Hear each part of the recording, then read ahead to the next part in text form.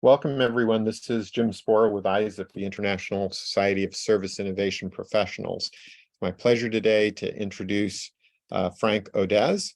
And let me bring up a few slides, and then I'd like to show a short video before turning it over to Frank. And Frank, let me double check. Can you see the slides now? Yes. Okay, great. And several of the things that Frank and I have in common. One is that we were both heavily influenced as youths. I was in high school when I first read Future Shock. Frank's a couple years older than me, but we were both very impressed with this book, and we could foresee that the world was really going to change in our lifetime. So this talk today by Frank, reflecting on 50 years of experience getting people online as learners and earners, is something we imagined that would be happening during our lifetime. We also both knew Steve Sisler. Steve was a colleague of mine at Apple Computer. He was the founder of Apple Library of Tomorrow. Steve was also very dedicated to getting people online. And now I'd just like to show an example of one of the things that Frank worked on through his 50 years of getting people online. It's a very impressive, less than 30-second video. And Frank, hopefully you'll be able to see it and hear it, as well as everyone in the recording. Let me just... Why does every outdoor brand think I want to look like this? We'll have to get through this I know. There we go. Winnett, Montana, 17 web pages and a community website, all in 45 minutes. Population of 198. We have about 35 people here from Winnett and around the county.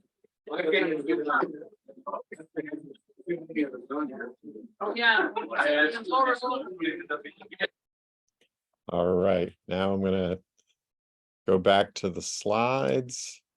And Frank, I'm going to turn it over to you to share some of the amazing experiences that you've had. Oops, I've got to stop my YouTube. And it is a system that allows you to interact with an AI and give it. Okay. And I'll turn it over to you, Frank.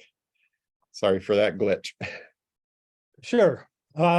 Let me tell you a bit about the Big Sky Telegraph that was created in 1988. It came online. It's to connect 100 one-room schools with copper wire. You can see the phone lines going to a one-room school.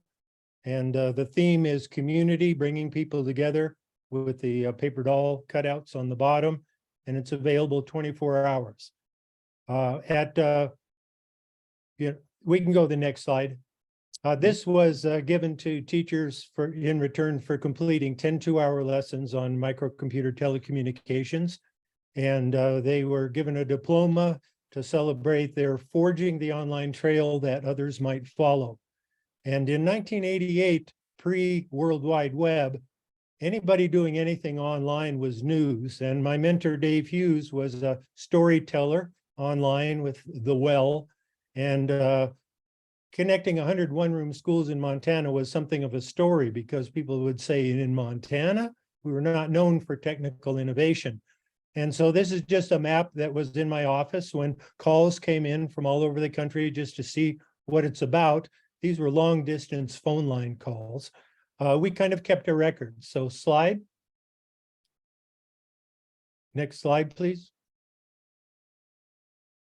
So during the 10 years of the Big Sky Telegraph, I was invited to present what we were doing, how to create a motivating context and purpose for getting online. And so this is just a quick map that shows I did get around quite a little bit. And we can go to the next slide. So the Big Sky Telegraph was pre-internet, meaning that $18 an hour long distance phone lines and low speed modems, 2400 baud, etc., was necessary for people to connect online. So there had to be a good justification, and one-room school teachers could share lesson plans, share ideas, share what software was working. And there were hundreds of bulletin boards all around the country. And the history of the Big Sky Telegraph is one of the links in the chat, and I won't go on forever. But when I finished with the Big Sky Telegraph, I became Lone Eagle Consulting in 1998. And then I was basically had no bosses, no employees. I could innovate as I wished. And I was paid by the United States Agency for International Development to create a massively open online course for global use to simplify how to benefit from the internet. And so level one, very briefly, is once people know how to search, they can become self-directed learners. At issue is, even if they have internet, they may not have the motivation to become a self-directed learner. So that's a skill and a mindset. Level two is how to self-publish globally. And the video you just saw, everyone created their own website in under 45 minutes. And then we posted the links to those websites all on a community website link as an example of how everyone can self-publish as individuals and create value as a community. And then level three is building learning communities. What's missing on the internet today is people are solo browsing, bowling alone, more than they are building collaborative community capacity, both locally and globally. And so level three, if you're looking at self-empowerment using the internet, really is collaboration skills. And there are many tools and methods and models out there. So building learning communities would be the logical third step in empowerment. And only then are people beginning to glimmer the citizenship opportunities, both local and global, and the enlightened expectations. And that is basically the launching point to where everything else that we have today as tools are in evidence. The real challenge is, are we using them well? Are we competing or collaborating? And for the most part, we're either bowling alone or communicating, in a way that doesn't build local community capacity or more. So next slide. Okay. Well, to mention this briefly, and then I'll just kind of go into some more of the history. My most recent writing piece is a response to the request for comment for the United States NTIA Internet for All $65 billion initiative, which basically alludes to promote the goals that the Big Sky Telegraph promoted, as I just shared. At issue is, how do we measure it? How do we get the whole nation on board as self-directed learners, building community collaborative capacity, sharing innovations instead of hoarding them? And this is as relevant to the United States as it is to the United Nations Global Digital Compact, which plans to get everyone who isn't online by 2030. And this raises a lot of very logical questions as to how are they going to do that with people that don't have clean water, food security, housing security. And the overriding issue is these governments hope to incite motivation in these individuals that have not asked for this, don't understand it, may not have any basic literacy. And so the fatal flaws in both these initiatives are kind of related to the lessons learned through the Big Sky Telegraph and my 20 years as Lone Eagle Consulting. I've been teaching online teachers. Shopify made it really easy. For I'm you to sorry, do Frank, I'm over gonna and hit the ground. have to I would stop use the these share for my and products, find out all of my why customer information. We would not be able to go on the YouTube road. keeps starting. I'm gonna just close all the browsers that I have any YouTubes open on, so that doesn't happen again. Apologies. And now let me go back to screen sharing. And I did want to just interrupt you for a minute because we're going to put in the chat, we've got a lot of links. We have a few slides coming up with additional links. We are going to be uploading this YouTube to the ISSIP YouTube channel. We will have that complete response that you created uploaded to the SlideShare along with this slide deck. And I did just want to make one point, if I could. Let me go back to sharing the presentation. I think it's really timely. There is going to be, we think of online as something that's fairly mature, but as we were talking about in some of our emails back and forth, there still are a lot of people that aren't online. And one of the things I've been very impressed with, our exchanges on this topic, Frank, is that with your 50 years of experience, you not only share the good news, like that rural web raising where a lot of people, got their e-commerce site up, but you also share, some of the harder things that are going on. And I think you've got a really clear view of the fact that sometimes there's a disconnect between these high-level organizations that are trying to help people get online and the grassroots. And I think that's really important. So I'm going to stop sharing the slides and just ask you if you could share before we get into the Q&A. And we still have a good 20 minutes left, Frank, so we're not in any rush. We got started just a little bit late, but I did want to just have you, now that the ISSIP community kind of gets a sense of the telegraph and some of these even pre-internet ways of getting online. Your website just has a mountain of material of experiences that you've had. You've won, I know, millions of dollars in grants over the years to help people get online, and you generously shared, you've got a whole section of your website on how to write grants to organizations that want to help get people online. But I know it's not all good news, and I really appreciate the fact that you share kind of like, here's the good stuff, here's the bad stuff. And I'll just turn it back over to you. I'll go on mute and stop my video, but I'd like to just hear, and I'm happy to share any of the slides that we've shown earlier or any of the links. But yeah, I'd just like to hear a little bit more about that, half century of experiences that you've had.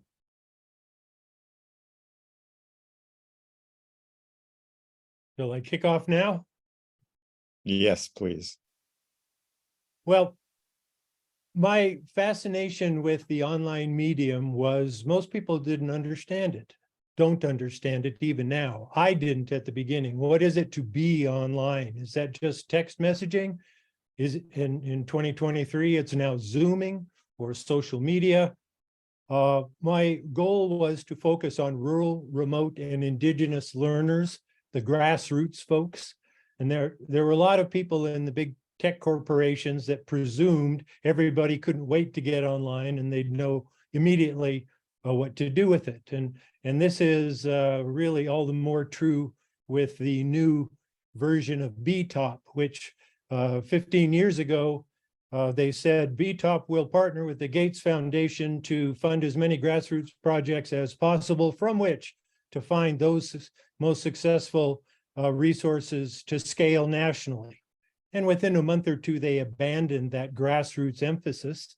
And even now, the internetforall.gov, $65 billion, is rather presuming that all people need is access, and the training, the motivation, the outcomes such as rural remote work and things like that will be the natural follow-on for everyone. And that's guaranteed by this $65 billion initiative. And anyone that's worked at the grassroots knows it's not that easy. I've been in Dillon for 35 years. We were on the front page of the San Jose Mercury News in 2001, touting all the visions for internet. And I emailed the local county commissioner to say, what's your take on this 65 billion, and didn't hear back. And literally very little has changed, even though I'm well known as someone that you don't want to bring up the topic of the internet with, because I'll start telling what all is possible. And I'm sure I'm an annoying model, having been teaching online classes for 35 years and being self-employed in Dillon, Montana, living in a remote ranch house, for the last, since 1998, the last century. And so how people can overcome their fear of digital technologies, their self-esteem issues with not being able to type or read efficiently, or particularly to show their face on video and risk feeling like an idiot, which we all get to experience at some point. And so we're not all that far from the days of electronic bulletin boards, where even at a low speed, you could share high value wisdom, advice, mutual support, that high touch that is required for adoption of high-tech technologies. And so as we look at the globe, we're looking at African villages, people that speak 1,000 different languages. And yet with artificial intelligence, all of a sudden, my individual best efforts could become a digital twin, and all my knowledge and enthusiasm could be available in a personalized mode to the entire population of the world, given fast internet. And this is technically feasible. There's a socioeconomic dynamic where people could learn to make money, mentoring and building the self-confidence and encouragement of others. And as I look at service innovation, that sounds to me like motivation to make a difference worldwide. Now, how do we sell that idea? There's great satisfaction that comes from helping others that people need to experience firsthand. And what people won't learn for themselves, they will learn if it's going to benefit someone else. And that's kind of the case with me. Why I created all these online classes was not for me. It was to see how effective I could be sharing wisdom and skills with others. Mhm. And more importantly, teaching them how to create online classes so they could teach others as well, and to grow the vision. So we're looking at the pioneering tradition of creative adaptation. So And let me just please interrupt do. for 1 second, Frank, because I want to share the, I'm actually going to go back to the intro slide just for a minute, because I wanted to just get a quick shot of you and me with this in the background for later use when we post the YouTube. And I like what you said about, we all have to develop a certain level of comfort for, the glitches and things that happen online. It's not like the, television production where people go back, well, they can go back and edit it, but I think it's much more authentic to just, share the natural give and take, the good stuff that happens, the bad stuff that happens. And certainly, I just want to also mention, it may have gone by kind of fast, but you were connecting rural one-room schools. I grew up in Maine on a farm, and I started at a one-room school, and I remember one-room schools were kind of great, but it's a totally different experience than a lot of people have today. And now, of course, with smartphones, a lot of people think, oh, it's solved. But as you said, so much of smartphone use is people scrolling alone. It's like not the vision of the collective learning communities and sharing. I mean, yeah, there's a lot of sharing on Facebook. There's a lot of sharing on TikTok. There's a lot of sharing, but how much of the sharing is really helping people learn the skills that they're going to need to get, some sort of income or job, higher skilled jobs. And I think, this relates to the two questions. You've already brought up the digital twin. What if there was a digital twin of you? You've mentioned to me several times, sometimes it's even hard to give away all this wisdom. But if you had a digital twin, because you've got so much information online, the digital twin could even, morph its avatar to look like a person and maybe use a language or a different language appropriate to, different folks. I'm wondering if you could just say a little bit. I know Indigenous people has been a focus of yours, getting Indigenous people online. and you've got so much wealth of information, you know, the slide shares, the YouTubes, all these links. Maybe you could say just a little bit more about some of the correspondence we've had around the effects of AI, digital twins, Indigenous people, reaching that higher level collective learning goal that I think is important to both you and I. Maybe you could just say a little bit about that.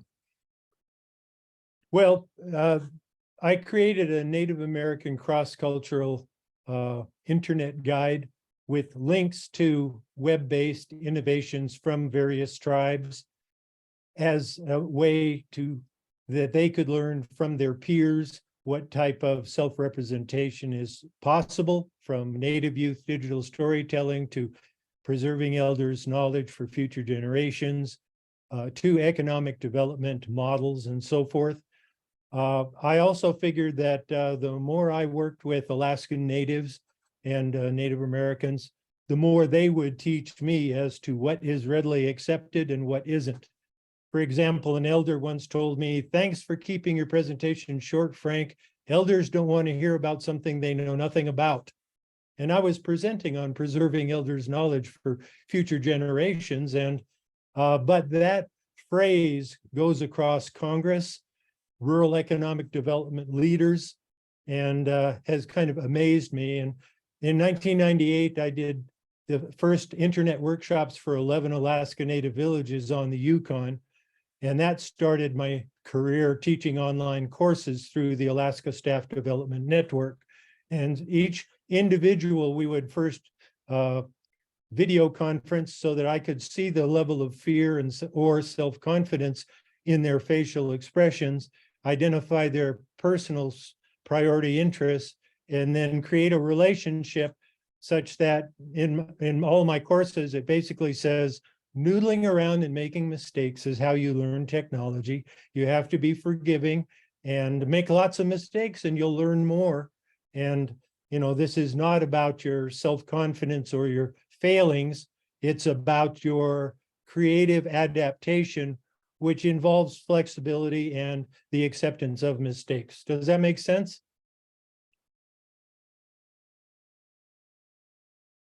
I'm missing your audio, Jim.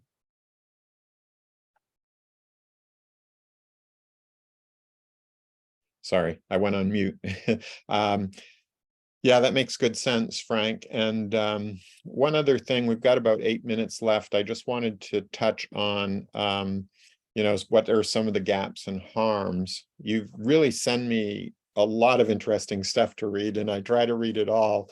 But one article that you sent that was a little chilling was this one about AI is a lot of work. And then it talked about how, you know, folks in Africa, maybe folks in India, bad actors are basically paying people. So I guess they're earning a little bit, but they're doing very monotonous work. They're basically, some of them are even scamming people.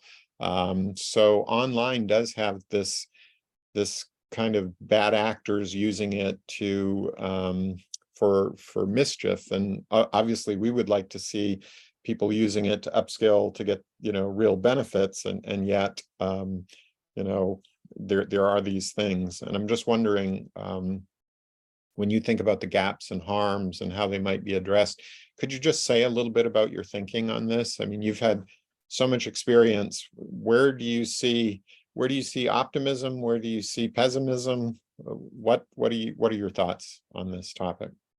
Well, if we all share what we know, we'll all have access to all our knowledge. This is what the internet was intended to be at the very beginning when Vint Cerf was putting it together with ARPANET, and there were competent scientists with the ethos of sharing and honesty and truth. And what has happened is Cambridge Analytica, Steve Bannon was able to sway the elections of 50 nations toward autocratic monarchies. In India, the mafia has literally imprisoned hundreds of youth to pretend they are Americans with catfishing scams, which is to find lonely seniors and befriend them personal impersonating someone else, and then having them send money, and billions every year is stolen in this method, from seniors in the US. And this is one of dozens of scams. And the head of the Wagner Group in Russia says he has funded interference with our elections. He is continuing to interfere, and he plans to be interfering in the future. Of course, his fortune might be coming to an end soon. My mission in the very beginning was, what's the best good people can learn to do online for themselves and others? That was my emphasis. And there are all kinds of examples of individuals creating successful businesses like Donors Choose to, as a fundraiser for teacher projects. But also it's become very easy for people that just want to make money to impersonate all kinds of entities that appear honest and giving, but end up stealing money. So the Ledger of Harms is a document from the Center for Humane Technology, and it bullets all the things that have really gone sideways. And social media in particular, the internet started as a self-empowerment, positive educational vision. Then comes social media, where it's entertainment only, and the persuasive design curriculums in Stanford created all kinds of ways, like on Facebook, to engage people for monetary purposes. And it basically bastardized the whole vision of humankind using the internet to come together with mutual purpose. And, in Mountain View, when I was a teenager, we were hearing that, oh, climate change is not true. Cigarettes don't cause cancer, and on and on. And there was this, quote, establishment that was promoting this information even then. And so now 50 years later, what have we learned? 3 uncles and 2 aunts of mine died of lung cancer. Yeah. We now have melting polar ice caps, and the future of our climate is in question. People have had the opportunity to learn from the science, learn from truth, take collaborative action, and that's what we're facing right now, with a caveat. We do not have the last 50 years to redo it. We basically are under the crunch with time, and there's no guarantee we're going to be able to reverse some of these climate impacts or stop the spam and negative abuse of the internet. So humankind needs to become stewards of humankind and our precious planet. Yeah. And how that joint vision can take place might be led by artificial intelligence. Jim? So let me ask you this, Frank, because we've got about 2 minutes left, because we like to keep these under 30 minutes because people watch them when they're under 30. You've shared just a wealth of experience, a half century of experience. I mean, clearly the passion and excitement you had to dedicate your life to helping people get online as learners and earners is really impressive to me. But we've spent the last few minutes talking about some of the bad actors and the harms. So let me just ask you this question, and you've got like a minute or so to give your last, your response and any final thoughts you want to share with the ISSIP community. Are you still optimistic?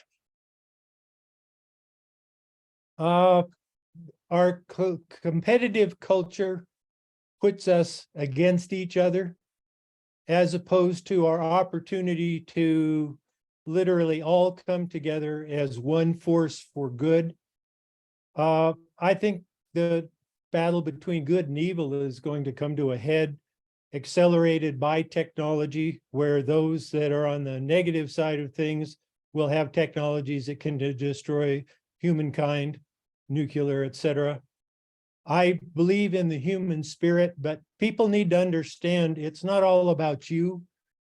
Humankind has this one opportunity to come together to resolve these problems. And there's no guarantee that we'll be successful because the technologies in the hands of bad actors can end the planet and all the hopes. So people need to find within themselves the power of all of us that the internet represents. And it's not about competition. It's about exponential potential of total collaboration, which would be our only option for a win-win. Thank you. I'm glad you ended on win-win. And that's where we've got to try to go for sure. I'm going to go ahead and stop the recording. Thank you again, Frank, for sharing with us briefly some of your experiences. I'll stop the recording and we can chat just a little bit more. You bet.